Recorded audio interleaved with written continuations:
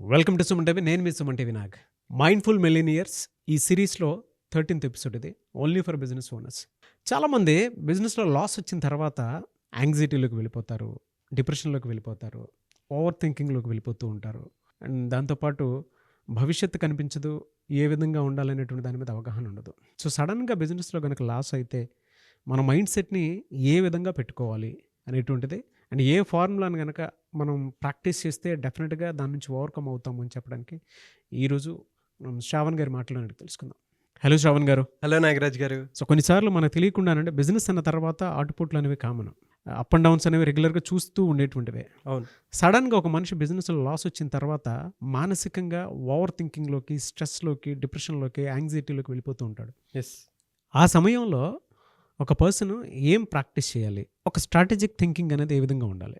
So Nagaraj గారు, ఒక student అయినా, ఒక బిజినెస్ ఓనర్ అయినా, ఎవరైనా సరే స్ట్రెస్ కానీ, యాంగ్జైటీ కానీ, డిప్రెషన్ కానీ గురైనప్పుడు నేను చెప్పే మాటల కన్నా వరల్డ్స్ ఫస్ట్ మోటివేషనల్ స్పీకర్ ఏం చెప్పారో వాటిని మనం తీసుకుందాం. అది ఎవరు? శ్రీకృష్ణ పరమాత్మ. అయితే అది ఎప్పుడైతే మనం తీసుకొని వాటిని మన లైఫ్లో ఇంప్లిమెంట్ చేసుకుంటామో అద్భుతాలు చేస్తాము అనడానికి ఒక ఉదాహరణ చెప్తాను. అదేంటంటే ఈ వీడియో చూడండి. Manu, just take us through the final few moments and final few shots. What was going on in your mind? Honestly, I read a lot of Gita and all. So what was going through my mind is just do what you are meant to do. Just do what you are supposed to do and just leave whatever. The destiny, you can't control the outcome of it. So in Gita, Krishna says to Arjun that, you focus on your karma and not on the outcome of the karma. So only that was running in my head. I was like, okay, just do your thing. Just do your thing and let it all. So అంటే ఇప్పటి వరకు ఒలింపిక్స్లో 2 పతకాలు సాధించిన ఏకైక భారతీయ మహిళ మను భాకర్ గారు. ఆమె 2 బ్రాంజ్ మెడల్స్ సాధించారు అని అందరికీ తెలుసు. అయితే ఆమె పిస్టల్ షూట్ చేసేటప్పుడు నేను గెలుస్తానా గెలవనా, ఓడిపోతానేమో, నన్ను ఏమనుకుంటారు, నా సమాజం నన్ను ఎలా చూస్తుంది, నా కంట్రీ నన్ను ఎలా ట్రీట్ చేస్తుంది అనే వాటన్నిటిని పక్కన పెట్టి శ్రీకృష్ణ పరమాత్మ అర్జునుడికి ఏదైతే చెప్పారో, నువ్వు పర్ఫార్మ్ ఆన్ యువర్ డ్యూటీ. నీ కర్మ ఏంటి? నువ్వు షూట్ చేయటం. ఒక స్టూడెంట్కి నీ డ్యూటీ ఏంటి? చదువుకోవటం. ఒక ఎంప్లాయీది నీ మైండ్ సెట్ ఎలా ఉండాలి? నువ్వు బాగా పనిచేయటం. ఒక బిజినెస్ ఓనర్ పని ఏంటి? నీ స్ట్రాటజీని ప్రాపర్గా నువ్వు ఇంప్లిమెంట్ చేసుకోవటం. అలాగే ఎప్పుడైతే నీ పని మీద నువ్వు ఫోకస్ చేస్తావో, అవుట్కమ్ మీద ఫోకస్ చేయకుండా, నీ రిజల్ట్ మీద ఫోకస్ చేయకుండా, నీ పని ఏదైతే ఉందో దాని మీద నువ్వు ఫోకస్ చేస్తావో ఖచ్చితంగా విజయం సాధిస్తావని ఆమె అద్భుతంగా చెప్పారు.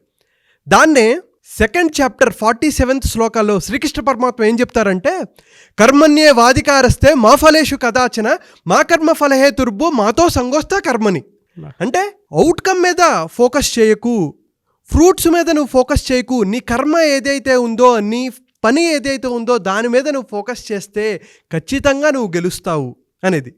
అయితే ఇదొక శ్లోకం. దీని కంటిన్యూషన్ 2nd చాప్టర్ 48లో శ్రీకృష్ణ పరమాత్మ ఏం చెప్తారంటే, యోగస్థ కురు కర్మాని సంగం త్యక్త్వా ధనంజయ సిద్ధసిద్ధో సమోభూత్వా సమత్వం యోగ ఉచ్యతే.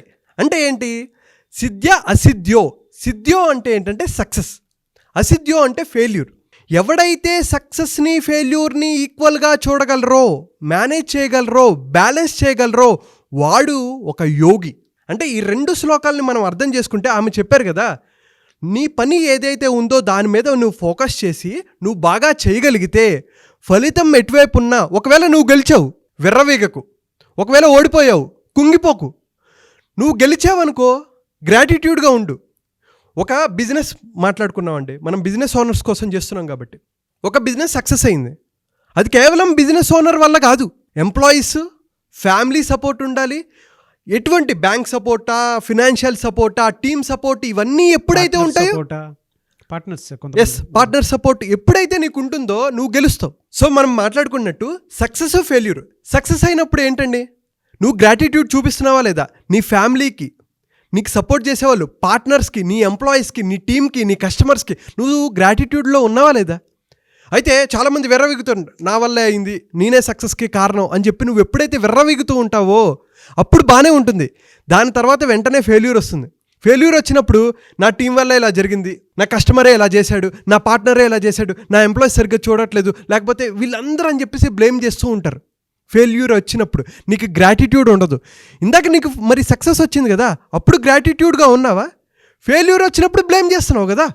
సో ఎవడైతే అసలు గ్రాటిట్యూడ్ లేదో, ఎవరిని ఎలా మేనేజ్ చేసుకోవాలి, నీ ఎంప్లాయీ ఉన్నాడు, ఎందుకు కంపెనీ నుంచి బయటకు వెళ్ళిపోతున్నాడు, బాగా పనిచేస్తున్నాడు, వాడికి నువ్వు ఎప్పుడు గ్రాటిట్యూడ్గా ఉన్నావా, నువ్వు వాడిని జాగ్రత్తగా చూసుకుంటున్నావా? ఒక కస్టమర్ ఉన్నాడు, వాడిని చాలా జాగ్రత్తగా చూసుకుంటున్నావా? వాళ్ళు ఎందుకు వేరే చోటుకి ఎదుగుతున్నారు?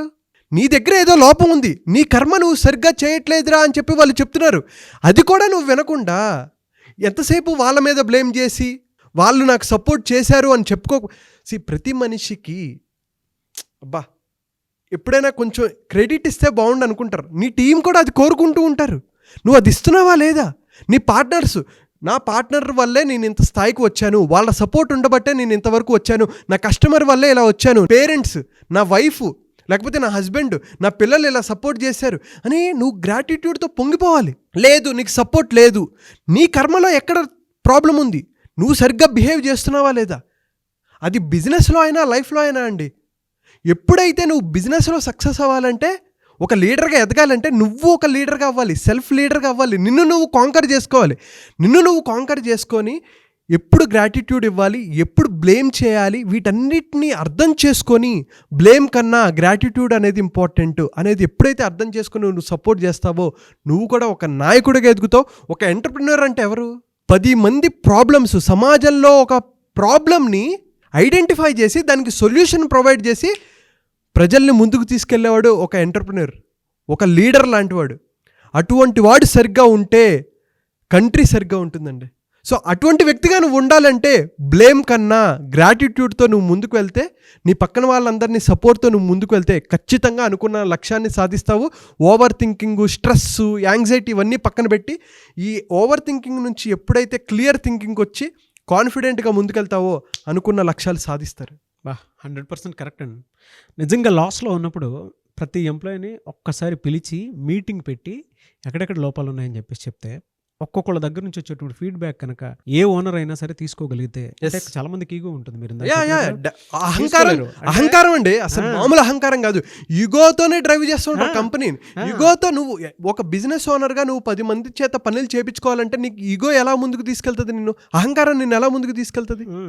వీళ్ళకి ఆ మాట చెప్తే కొంతమంది ఒప్పుకోరు. ఎందుకు అనంటే, ఒక లీడర్ గనక ఆలోచన సరిగా పర్ఫామ్ చేయకపోతే, అంటే ఆలోచనతోటి ముందుకెళ్ళకపోతే, నీ దగ్గర ఉన్న ఎంప్లాయీ నిన్ను వదిలేసి వెళ్ళిపోతున్నాడు అని అంటే నీ దగ్గర ఒక లోపం ఉందనేటువంటి విషయాన్ని మాత్రం ఫస్ట్ గుర్తు తెచ్చుకోవాలి. అంటే మనం బిజినెస్లో ఉన్నాం కాబట్టి దానికి సంబంధించినటువంటి నాలెడ్జ్ మనం మాట్లాడుకుంటున్నాం కాబట్టి చెప్తున్నాను. ఒక లీడర్ దగ్గర ఎప్పుడైతే లోపాలు ఉంటాయో ఆటోమేటిక్గా కింద సిస్టంలో కూడా లోపాలు ఉంటాయి. నీ దగ్గర సిస్టమేటిక్ థింకింగ్ కానీ స్ట్రాటజీ కానీ లేదనుకున్నప్పుడు, వాళ్ళ పట్ల గ్రాటిట్యూడ్ లేదనుకున్నప్పుడు, నీ దగ్గర ఉండేటువంటి వాళ్ళు కూడా అలానే ఉంటారు. అండ్ వన్ మోర్ ఏంటంటే, ఈవెన్ మన ఇంట్లోనే చూసుకుందామని, ఇంట్లోనే కంపారిజన్స్ వస్తాయి మామూలుగా. అంటే ఒక కుటుంబంలో అక్కను బాగా చూసావు, తమ్ముడు బాగా చూడలేదు, అన్నను బాగా చూసావు, నన్ను బాగా చూడలేదు అనుకున్నటువంటి కంపారిజన్ ఇంట్లోనే ఉంటాయి. అలాంటిది బిజినెస్లో డెఫినెట్గా ఎంప్లాయీస్ పాయింట్లోను, పార్ట్నర్షిప్ పాయింట్లోను, ఏ రిలేషన్షిప్లో అంటే కస్టమర్ పాయింట్ ఆఫ్ వ్యూలో చూసినప్పుడైనా సరే కంపారిజన్ డెఫినెట్గా వస్తుంది. దాన్ని తీసుకోగలిగేంత క్యాపబిలిటీ, దాన్ని బ్యాలెన్స్ చేసేంత క్యాపబిలిటీ ఒక ఓనర్కి అయితే డెఫినెట్గా ఉండాలి. చాలామంది అనుకుంటుంటారు వాళ్ళకి మనం ఎంత చూసినా వాళ్ళు అలానే బిహేవ్ చేస్తున్నారు, అలానే ఉంటున్నారు అని అంటే, ఫస్ట్ ఆ బ్లేమ్ గేమ్ మానేసి నేను వాడికి ఏం చేస్తే అది ఆపుతాడు అనేటువంటి విషయాన్ని అర్థం చేసుకుంటే సరిపోతుంది. మీరు చెప్పిన 2 శ్లోకాలు ఏవైతే ఉన్నాయో, అంటే వాళ్ళ కర్మను వాళ్ళు సక్రమంగా నిర్వర్తించుకుంటూ వెళ్ళిపోతూ ఉంటే ఏ లాసు కనిపిస్తుంది. లాస్ వచ్చినప్పుడు ఎంప్లాయీస్ని కూర్చోబెట్టి మాట్లాడి ఫీడ్బ్యాక్ తీసుకొని ఏం చేస్తే బెటర్గా ఉంటుందని ఒక స్ట్రాటజిక్ థింకింగ్ తోటి వెళ్ళినా కూడా డెఫినెట్గా సక్సెస్ అవుతారు. అవునండి, వెరీ గుడ్ అండి, థ్యాంక్ యూ సార్. సో చాలామంది వాళ్ళ బిజినెస్ని డెవలప్ చేసుకుందాం అనుకున్నటువంటి వాళ్ళు ఉన్నారు. నేను ఒక స్ట్రాటజిక్ థింకింగ్ తోటి వీడియో చూసిన తర్వాత డెఫినెట్గా వాళ్ళ ఎంప్లాయీస్ కోసం అయినా సరే మీలాంటి వాళ్ళని అప్రోచ్ అయ్యి బిజినెస్ని నెక్స్ట్ లెవెల్ వెళ్దాం అనుకున్నటువంటి వాళ్ళు ఉన్నారు. మిమ్మల్ని ఎలా అప్రోచ్ అవ్వాలి, అపాయింట్మెంట్ ఎలా తీసుకోవాలి? సో నాగరాజ్ గారు, ఎవరైతే వాళ్ళ బిజినెస్ మీద సీరియస్గా ఉన్నారో, వాళ్ళ బిజినెస్ని ఫీల్ అవుతున్నారో, ఎమోషనల్గా డ్రైవ్ చేయాలనుకుంటున్నారో, అటువంటి వాళ్ళు ఫస్ట్ థింగ్ నా అపాయింట్మెంట్ తీసుకోవచ్చు. ఎందుకంటే నేను టైంపాస్ వాళ్ళకి నేను చేయనండి. సీరియస్గా ఎవరైతే గ్రో అవ్వాలనుకుంటున్నారు, మా టీమ్ని మేనేజ్ ఎలా చేయాలి, వాళ్ళ టీం మెంబర్స్కి ట్రైనింగ్ ఇవ్వాలి, లేదు మేము మార్కెట్లోకి ముందుకు ఎలా వెళ్ళాలి, మార్కెటింగ్లో కానీ సేల్స్లో కానీ టీమ్ ట్రైనింగ్స్ కానీ ఎటువంటి వాటికైనా మేము సపోర్ట్ చేస్తాం. That is one thing. అలాగే కొంతమంది స్టార్టప్స్ పెట్టి ఫెయిల్ అవుతారు, లాస్లోకి వెళ్తారు. వాళ్ళు వచ్చి మన దగ్గర సపోర్ట్ అడుగుతూ ఉంటారు. మనం చేయగలిగేది ఏంటి, వాళ్ళని ముందుకు ఎలా తీసుకెళ్ళాలి అనే ప్లాన్ మనం ఇస్తాం తప్ప వాళ్ళకి ఫినాన్షియల్ సపోర్ట్ మనం ఇవ్వలేం. సో ప్లాన్ ఏంటి, దాన్ని ఎలా ప్రాపర్గా ఎగ్జిక్యూట్ చేయాలి, ఎలా మార్కెట్లోకి వెళ్ళాలి, ఎలా గ్రో అవ్వాలి అనేది మనం ఇస్తూ ఉంటాం. అలాగే టీమ్ ట్రైనింగ్స్ కానీ, ఒక పెద్ద కంపెనీ అయినా సరే చిన్న కంపెనీ అయినా సరే, వాళ్ళు కింద కనిపిస్తున్న నెంబర్కి ఫోన్ చేసి మన అపాయింట్మెంట్ తీసుకోవచ్చు. అపాయింట్మెంట్ ఒక 2 to 3 hours డీటెయిల్డ్గా వాళ్ళతో మాట్లాడి వాళ్ళ రిక్వైర్మెంట్స్ ఏంటి అనేది అనాలిసిస్ చేసి దాన్ని బట్టి ఫర్దర్గా మనం మూవ్ అవుతామండి. Thank you sir, thank you so much Shravan గారు. థ్యాంక్ యూ నాగరాజ్ గారు. సో మళ్ళీ రిమైండ్ చేస్తున్నాను, మీ బిజినెస్ నిజంగా మీకు గ్రోత్ కావాలి అనుకునేటువంటి వాళ్ళు, జస్ట్ ఎవరైనా సరే, అంటే ఒక్కొక్క మంచి థాట్ దొరికితే ఎవరైనా సరే, ఒక బిజినెస్ ఇంటెలిజెన్స్ కోచ్ ఏం చేస్తూ ఉంటారంటే 10 బిజినెస్ని అనాలిసిస్ చేస్తూ ఎక్కడెక్కడ ఏం ఉన్నాయి, ఎక్కడెక్కడ ఏం అప్లై చేయొచ్చు, అండ్ ఎంప్లాయీ మైండ్ సెట్ని ఎలా చేంజ్ చేయొచ్చు, అండ్ బిజినెస్లో స్ట్రాటజిక్ థింకింగ్లో ప్రమోషన్స్ ఎలా చేయాలి, సేల్స్ ఎలా చేయాలి, మార్కెటింగ్ ఎలా చేయాలి అనుకునేటువంటి ఆలోచన కనుక మీరు వాటితోటి ముందుకెళ్ళాలి అనుకునేటువంటి వాళ్ళు శ్రావణ్ గారు అపాయింట్మెంట్ తీసుకోవాలనుకుంటే స్క్రీన్ మీద మీ కాంటాక్ట్ నెంబర్ కనిపిస్తుంది, దాన్ని మీరు కాల్ ఆర్ మెసేజ్ వాట్సాప్ చేసి వెంటనే అపాయింట్మెంట్ బుక్ చేసుకోండి. అండ్ ఈ వీడియోని లైక్ చేయండి, షేర్ మాత్రం తప్పకుండా చేయండి. ఇలాంటి మరిన్ని వీడియోస్ కోసం మా ఛానల్ ఫాలో అవ్వండి. Thank you.